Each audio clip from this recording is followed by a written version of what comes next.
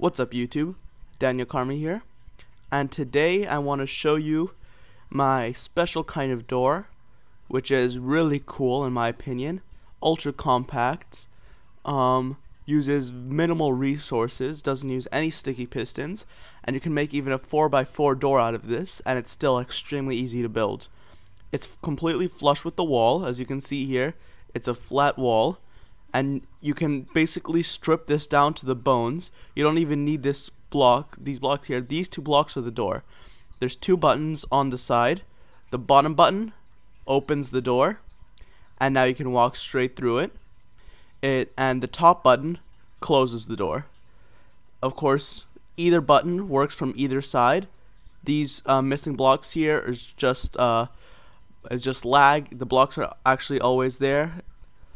As you can see, top to close, bottom to open. Really simple, really sleek. This works off the idea that fences stick to other fences. So if I have another brick fence and another brick fence, they stick to each other. Or if I have another brick fence and a solid block, it sticks to it. However, and also the same thing works with normal fences and other opaque blocks. However, normal fences will not stick to nether brick fences. And the space between another brick fence and a normal fence directly next to each other is enough for a player to walk through. By the way, this is not enough for a sheep or pig to walk through, so you can make a fence like this and you can walk through, but sheep can't walk through, but that's for another video. So this is the 2x2 version. These 4 blocks here are the actual door. And when I meant you can basically strip this to the bare minimum, these blocks here are not even part of it. That's just so it makes it into a door. And so this is extremely easy to hide in a 1 block thick wall. And here is the 3x3 version. Of course, the same as the bottom.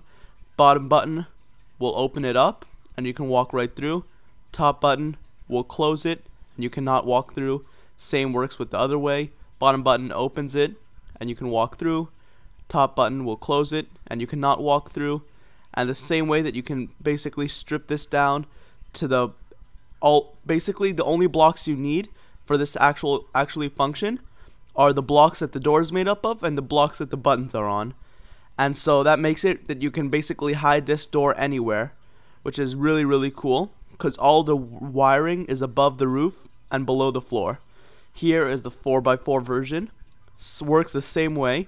Press this button, it opens it up and you can walk straight through. Press the top button and it will close, and now it's blocked. Same thing with the other side. Press the open button, it opens up and you can walk through. Press the top button, it closes, and now it's blocked. And one really cool thing about this is that the wiring is extremely small.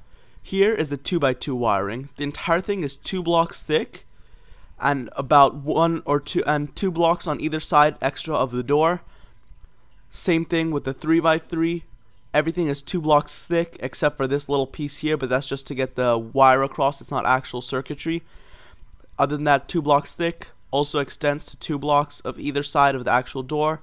Same thing with the 4x4. Everything is 2 blocks thick pretty much, except for where you bust it down there and where you bust it up here and extend the wiring. And of course, all the circuitry as well extends to 2 sides of either side of the door, 2 blocks of either side of the door. And compared to most 4x4 doors, I mean the wiring for this is extremely compact. So you can basically fit a 4x4 door in a survival world, and you need minimal resources, no sticky pistons whatsoever, and no repeaters whatsoever, except actually I think you may have to use 1 repeater, or maybe that's for the 3x3, or actually scratch that, you don't need to use any repeaters.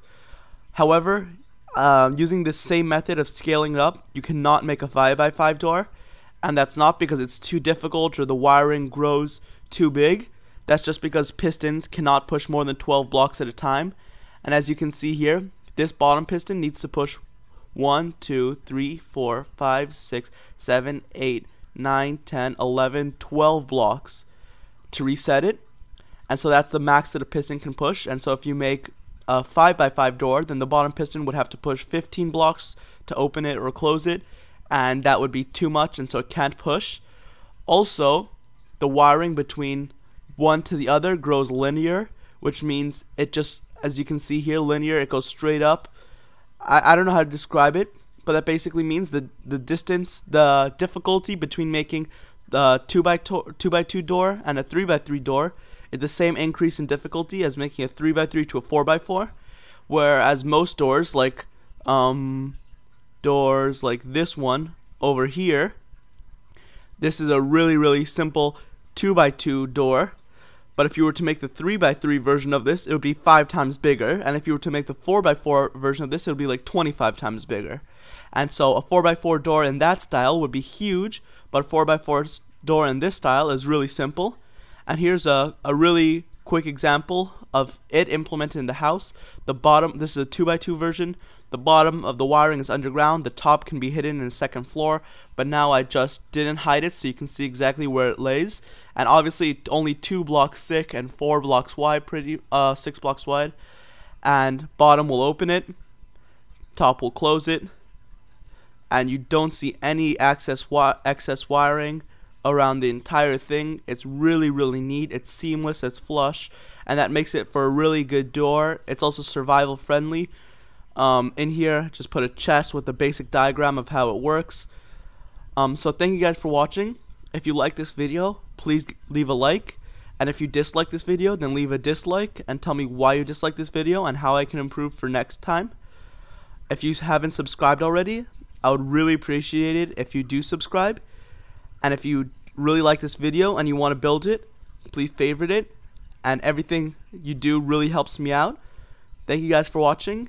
I will see you next time, and it's very likely that tomorrow or sometime in the near future I'll make a tutorial for all three of these doors. It's really simple, so pretty much anybody can do it, and you can even memorize how to make it because it's so like, oh, that makes sense. It's not really like thinking, why is this repeater here, why is this torch here, and what does that do, and is there any weird block update tricks that you're using. It's all very intuitive, like that makes complete sense. So thank you guys for watching, and I'll see you next time. Bye.